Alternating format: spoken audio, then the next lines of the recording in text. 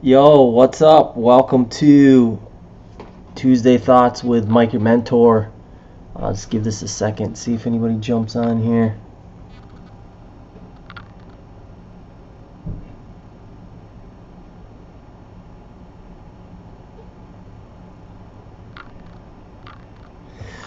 All right, don't matter. I'm just going to get after it. Okay, so welcome to Tuesday Thoughts with Mike, your mentor, aka me, Mike King. If we've never met, yeah, welcome to this page. So all year long, I've been diving deep into talking about what it takes to be a better man, not because I have all that stuff figured out.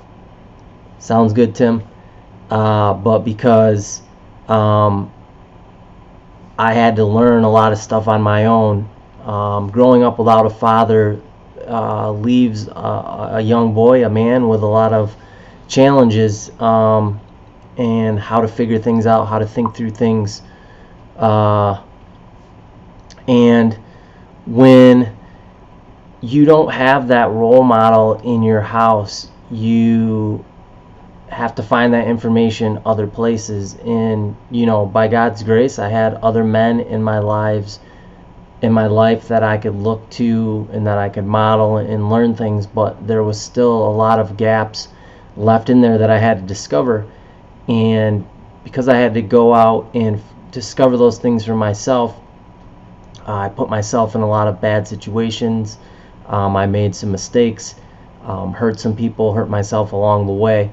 And a lot of that could actually be avoided when you have the right information. And along this journey, I came across some information that caused me to ask a lot of hard questions and really deal with things that not only we as men deal with, but that everyone deals with. And these are these wounds that we get growing up. And some of them are bigger than others. And until we go back and we face those wounds and we deal with them, we can never fully grow into the person that we're supposed to be, because those things, even though we can't see them in the present, they still have their hooks in us, and they're affecting, I would argue, every area of our lives. Our relationship with our spouse, our relationship with our kids, our relationship with our friends, and those in the community, how we show up and perform at work. And when we're able to get the courage up to go back and face those things and deal with those things in a honorable manner, we experience freedom on the other side of that. And that freedom is tremendous. And I've seen it not only change my life, but I've seen it change hundreds of men's lives, physically, emotionally, mentally, just the healing that comes through that. So specifically, I want to talk to you tonight about communicating to those around you that you love them. And specifically ask you this question: the people that you really do love and care about, when was the last time that you told them? And I bring that up because the holidays can be a time of joy, of thanksgiving, of gratitude. But for a lot of people, there's a lot of emotion around the holidays because of the loss of loved ones. And there can be regret and other feelings that come along with that. And I think it's a good reminder for all of us to, one, count our blessings accordingly, but to really go above and beyond to make that extra effort to let other people know how much they mean to us. And if you don't know my story, part of my story is that my brother committed suicide when I was a sophomore in college. And my father, who was absent my entire life, tried to come back into my life multiple times, but toward the end there, when I was a senior in college, and when we did connect, he had stage 4 liver cancer, and he really lived only a couple of weeks after us reconnecting, before he died. And in both those exchanges, I can remember expressing to my brother and my father that I love them. It was a lot harder for me and my father just because there wasn't that close of a relationship there. And I still carried a lot of anger and bitterness towards them, but for whatever reason in that moment, maybe it's because I felt sorry for him, because of just how he looked and his physical appearance with dealing with cancer and how it was just eating away his body, that I didn't rip him a new one, and I was able to let him know that I did love him. Right, my whole life I'd always wanted the love and attention of my father. With my brother, I wasn't at home. I wasn't in the household. I was away at college when he decided to do that.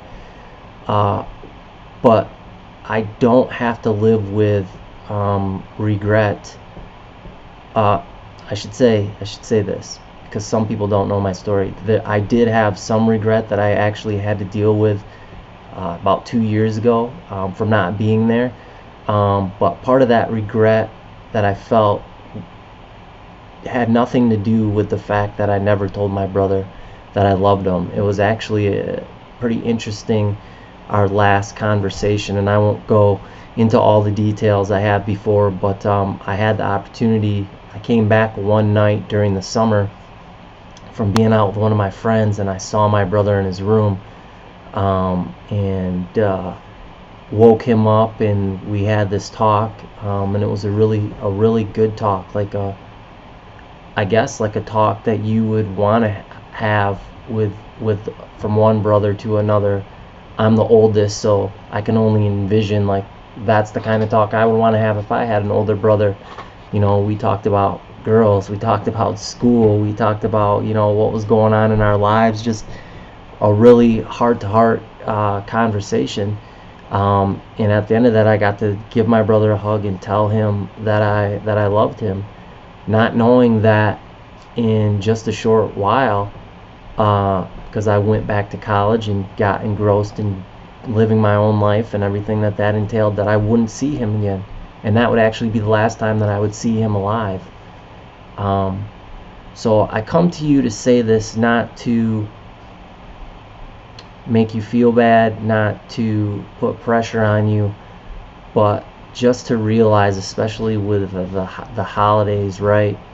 One, what other people are dealing with, and you just might be that voice that they need to hear, that encouragement that lifts them up during this time, because they know that they mean something to somebody else. And two, equally just as important, if not more, is letting those people know that you love them, that you do, because it's probably obvious to me, maybe it's not obvious to you, we don't think about it enough, but you're not promised tomorrow. You don't know if you're going to wake up tomorrow. You don't know what tomorrow brings, what could happen. Your life could completely change in an instant, and you could no longer exist on this earth, or that person could no longer exist on this earth. And putting aside what I believe spiritually and stuff, if I died and somehow I was looking down on my life and the people that I left behind, I would feel tremendous sadness, if it were possible, knowing that my last interaction with them, I didn't communicate, not express, communicate to them that I love them, right? So in my house, every time my kids leave, every time me and my wife leave, we always, for the most part, try to tell each other that we love each other, and to express that, because that's extremely important to me, and because of what I've been through, and I know what not having that being expressed into your life, being communicated into your life, can do to a person. Right? Growing up, that's all I wanted to hear from my dad, is that he loved me and that he was proud of me. And then, I should say that wasn't the only thing, but that was the primary thing. And then the thing behind that, right? The next step was for him to actually prove that and back up those actions. Sometimes those things don't match up for a multitude of reasons, but still to at least have verbally express that. I was thinking of I was talking to somebody today, and they brought up kind of what I've been doing all year long, and they're actually a mother, so this wasn't even another guy, and they said to me they're concerned about their boys and their relationship with the father, and just how tough that can be when they're absent, and they see them going through these certain things that young men go through, and trying to find their way, and not having that guidance, right? Like they would hope, or like that she would have hoped for them. And we got to talking, and it prompted me and reminded me of the story of somebody I know who was in a similar situation, and their father left and disappeared, and for a long time they didn't have a relationship with their father. And through some different things, they were encouraged to try to find their father and establish not only a relationship, but to go to their father and tell their father they needed to hear that the father was proud of them and that the father loved them. Right? This was a huge emotional mountain for this person to climb, to do that. But they got themselves to the point where they realized how much they needed that. Right? It's just this bond that you have with your parents that is placed in you to hear that and to get that affirmation. And right or wrong, I mean, it's just the way it is, right? And when you don't get that, you can crash and burn. And when you do get that, you can reach the stars. So this person went on that journey, and after some time they were able to find their father and start to work on this relationship. And eventually, when they felt like there was a little bit of rapport, and the honeymoon kind of period was over, they worked up the courage to, in a loving way, confront their absentee father, and they told their father that they needed to hear that he was proud of them and that he loved them. And they expressed to them how important that was. And I would submit to you that at that point that this person did that and asked that, they experienced breakthrough and they experienced freedom. And I would submit that didn't matter what came out of their father's mouth next, just their ability to voice that and to ask for that is what broke off the need for approval and that need for affirmation. And I believe that that wound began to heal. Now, in this story, the good news is that the father was mature enough and realized the importance of his son's request and met that request. And that began healing their relationship. Things don't always go like that, right? But that's why I believe, and it's been my experience, that just the act of asking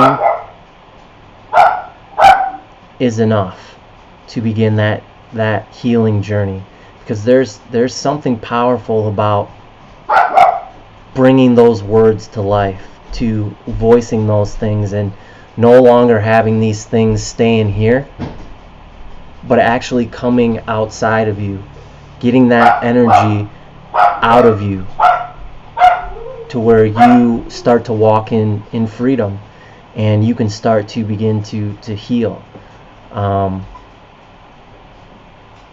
You know, a lot of us are walking around looking for somebody else's approval or somebody else's permission or somebody else's affirmation on our life, and I'm guilty at it too at times, and I know this stuff, right?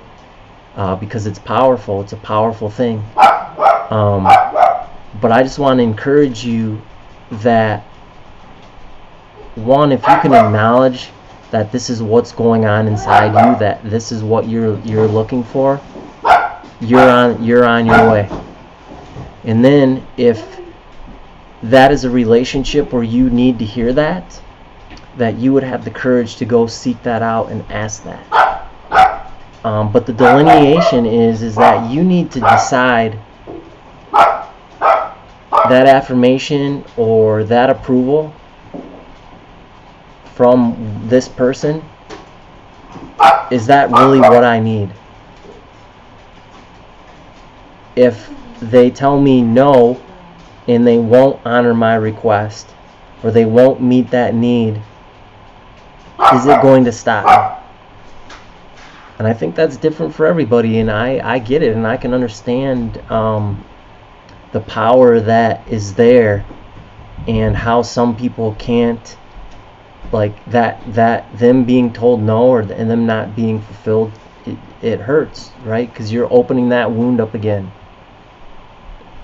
But I can promise you that if you're brave enough to confront that wound and to act regardless of what the outcome may be, that you will experience freedom from that. You will begin to heal from that. I don't know what that's going to look like for you, how God is going to work that in your own life, but I do know that He will work, because I've seen it too many times. I've seen it in my own life, and I've seen it in a lot of other men's lives. There is just like a universal law, or there's something about having the courage to go out there and say that you need these things and get these things out of you. So just wanted to share that with you tonight on Tuesday Thoughts. Hope you guys are having a good week. Like I say all the time, I love you guys, and if you need anything, you need to talk, hit me up, and we can do that. Otherwise, have yourself a good night, and I'll see you tomorrow for Wednesday Wisdom. Peace out.